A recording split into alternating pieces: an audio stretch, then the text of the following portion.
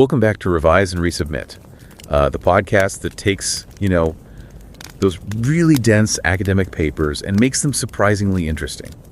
I'm Pavlov. And I'm Nikita. We've noticed a lot of you are tuning in, which is amazing, but I haven't quite hit that subscribe button yet. Yeah, and that little button, honestly, it's so small, but it makes such a huge difference in helping us reach more people with these important discussions. Right. Today, we're tackling a really crucial question. How is data shaping education policy over in India? Yeah, it's a huge topic, and our guide for this comes from a really strong source, an article in the Stanford Social Innovation Review. That's SSIR, highly respected journal from Stanford. Absolutely. And what makes this analysis, I think, particularly valuable is who wrote it.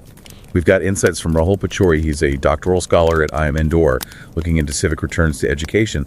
But he's also, importantly, a director in India's Ministry of Education. Right. So you get that real insider policymaker perspective. And then there's Raavi Sharma, who's an associate director at Deloitte India. Her background is more in public policy, governance advisory, specializing in exactly this kind of data-driven approach and digital transformation in education. So it's this great blend, isn't it? Academic rigor meets practical, hands-on policy experience.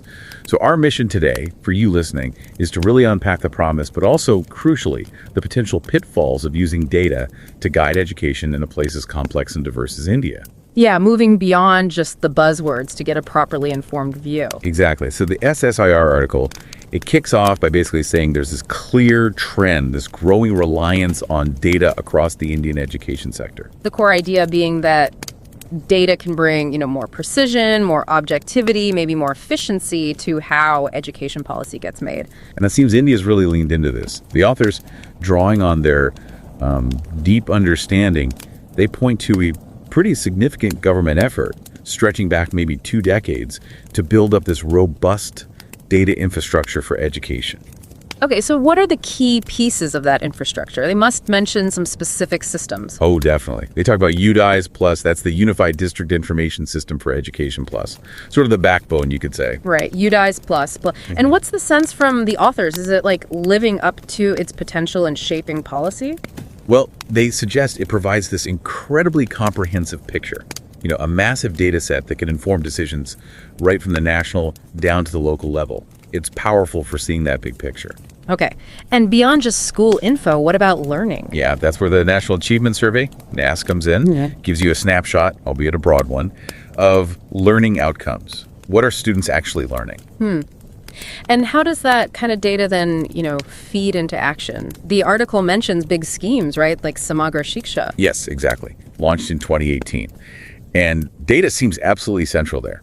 It's meant to guide things like, where do you deploy teachers most effectively? Which areas need better infrastructure? How do you tackle inequality in access? Data is the intended driver for those decisions. So it's really about targeting resources based on actual identified needs.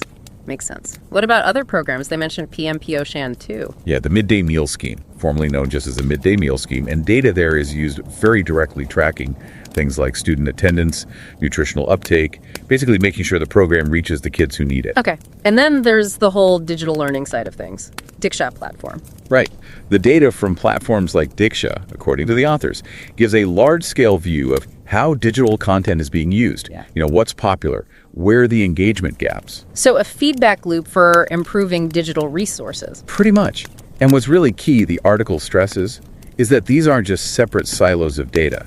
There's a growing effort to integrate them into a common digital ecosystem. Which presumably makes the data even more powerful when combined. That's the idea. And researchers can also tap into this to study trends and maybe develop new practices. Okay, so building on that infrastructure, the SSIR piece then looks at the concrete benefits, especially for resource allocation. Moving beyond guesswork, maybe. Exactly, like take dropout rates. If the data shows higher rates in certain areas, say rural districts or specific states, what next? What do Pachori and Sharma say policymakers can do with that info? Well, they argue it lets you dig deeper. Move past just knowing the rate and start asking why. Is it poor school facilities? Is it socioeconomic pressure forcing kids out? Access to quality teaching? Data helps you focus that investigation. And then direct the resources where they're actually needed to tackle those specific root causes. Precisely. And it's not just about money, right? The authors talk about teacher training too.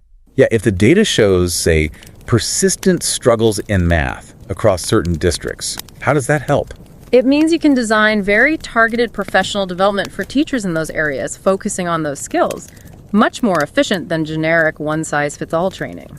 That makes a lot of sense. And they also bring up gender disparities. Yes, particularly in rural areas. By looking at enrollment, retention data for girls, policymakers can see where the biggest hurdles are. And then do what? What kind of interventions? Things like targeted scholarships, maybe ensuring safer transport to school, investing in proper sanitation and facilities that are gender sensitive, using data to drive equity-focused actions. That's a powerful use case. And beyond that, they also mention teacher deployment. Yeah, optimizing where teachers are placed to try and get qualified educators into underserved areas, trying to spread the talent more evenly, and also budgeting for basic infrastructure, classrooms, toilets, clean water. So using data to make sure those fundamental needs are met based on, well, evidence of need. Right. Data on the actual condition of schools allows for much more informed budget allocation, prioritizing the most critical needs first. And there's an accountability angle too, isn't there? Monitoring programs, school performance. Definitely. Continuous data collection allows for that tracking. But, and this is crucial, the article then pivots to the potential downsides, the nuances. Okay, this is where the expertise of Pachori and Sharma, with their feet in both policy and analysis, really comes through, I imagine. It really does. They raise this critical counterpoint. Relying too heavily, maybe solely, on quantitative data, the numbers can actually hide really important qualitative factors. The stuff that's harder to measure. Exactly. Things like the quality of the relationship between a teacher and students, the actual level of engagement in the classroom, the overall school atmosphere. Things that you know are vital for learning, but don't easily fit into a spreadsheet. Precisely. These are often missed when policy is driven only by metrics like test scores or attendance figures. And they also mention standardized tests, given India's diversity. Yes, they specifically point out the limitations there, especially in, say, remote or tribal areas. The cultural context, the resources available, the unique challenges kids face, these affect test performance in ways standardized tests might just not capture accurately. So the test score might not tell the whole story about what a child knows or can do, or the barriers they face. That's the concern. Are the authors saying quantitative data is bad then? No, not at all. It's about balance. Their point is more nuanced. They're saying quantitative data alone might not reveal if the curriculum feels relevant to students, or if teaching methods are truly engaging everyone. It might miss the impact of parents and the community. Right. And short-term metrics might not predict long-term success either. Exactly. Test scores right now don't necessarily guarantee future career success or, personal growth. Those outcomes need a more holistic view. And it's interesting how overall numbers can sometimes mask inequalities. Like, the average might look okay, but underneath. There could be huge gaps in quality or access for certain groups, which only deeper, maybe more qualitative investigation would uncover. The article also warns about misinterpreting data, right? The classic correlation versus causation issue. Yes. This is such a key point, especially coming from people involved in actual policy. They use this non-education example, a supposed link between more people investing in SIPs, mutual funds, and fewer luxury car sales. Okay, so the simple story would be people are saving more, spending less on flashy cars. Right. But the authors say, hang on, that's potentially way too simplistic. Because it ignores other big factors. Exactly. Things like inflation, interest rate changes, general consumer confidence. Any number of economic factors could be influencing both trends independently. Jumping to a direct cause and effect is risky. And that's a crucial lesson for education data, too. Low test scores might correlate with, say, fewer resources, but just throwing money at the problem might not fix it if the root cause is actually tied to deeper socioeconomic issues. So even with good data, the interpretation needs real care and context. Yeah. Okay, so the SSIR piece then talks about the practical side, data quality, and actually using the data effectively in India. Yeah, they acknowledge India's made huge progress in just collecting data. I mean, the systems we discussed show that, but challenges remain. Like what kind of challenges? Things like inaccurate reporting creeping in at different levels. Sometimes data gets collected, but then just sits there, underused. And a big one, not having enough trained people, especially at the grassroots, who can collect data reliably and understand what it means for their local context. So it's a capacity issue as well as a technical one. Having the data isn't enough if you can't trust it or use it properly. Precisely. And they circle back to that risk of focusing too much on the easy-to-measure stuff, potentially overshadowing those deeper learning, outcomes or skills that are harder to quantify but arguably more important. Okay, so given those challenges, what's the path forward according to Pachori and Sharma? How do we get a more nuanced approach? They really push for a multifaceted approach. You need both quantitative and qualitative data. The numbers give you the scale and trends. The stories and observations give you the context and the why. It's about integrating them. Not choosing one over the other. Exactly. They also stress strengthening data systems right down at the state and district levels. Why the focus there? Because education realities differ so much across India, right? State subject. Better data at the local level means interventions can be tailored much more effectively to specific needs and contexts rather than broad national policies that might not fit everywhere. And what about the people using the data? The policymakers? Crucial point.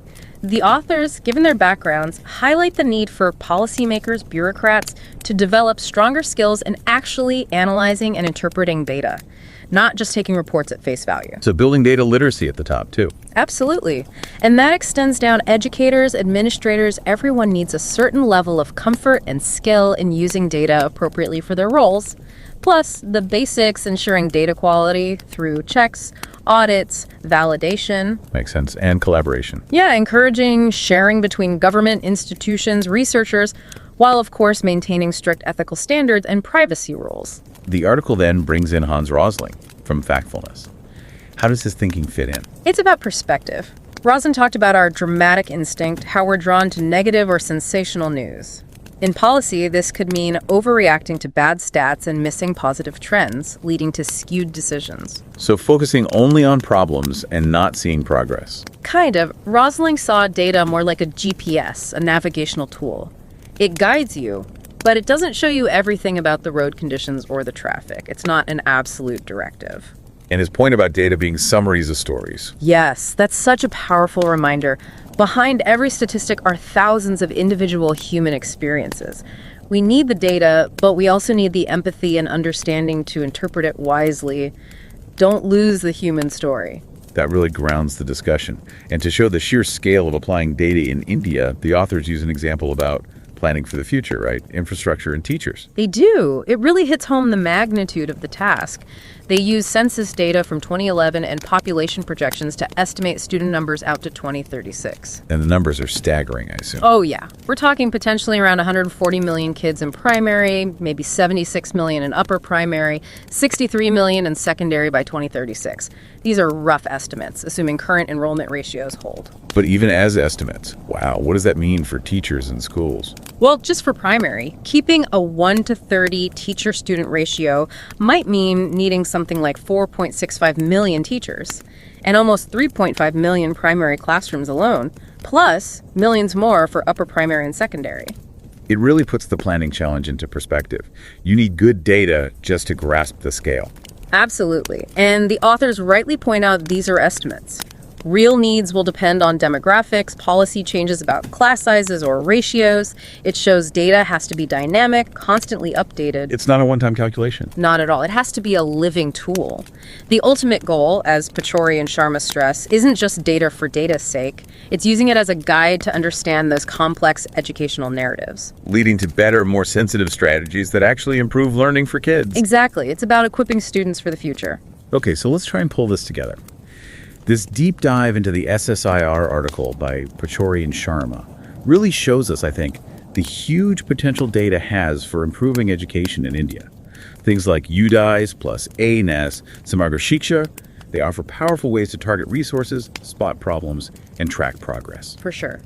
But the crucial insight, coming from their blend of policy and analysis experience, is the warning against relying only on the numbers. Overlooking the qualitative, the human context, the why behind the data, that's a real risk. Yeah, it leads back to that need for balance. Integrating quantitative insights with qualitative understanding. Thinking about data interpretation with nuance. Considering the bigger picture. Remembering Rosling's point about data being stories. It's about using data wisely, not blindly. Strengthening systems, building capacity, ensuring quality, but always connecting it back to the goal of better learning experiences. Which leaves us, and you, with a final thought to mull over. In a world that's increasingly measuring everything, especially in a field as human as education, how do we make sure we harness the power of data without losing the stories, the individual experiences, the complex realities behind the numbers, What does being truly informed about education progress look like, beyond just the metrics? And don't forget to subscribe to Revise and Resubmit on Spotify and Apple Podcasts. And if you're enjoying the show and want to support us in creating more insightful content, consider becoming a patron on Patreon. Every contribution helps us continue this journey of exploration and discovery. Until next time, keep those minds curious, keep questioning, and keep revising and resubmitting.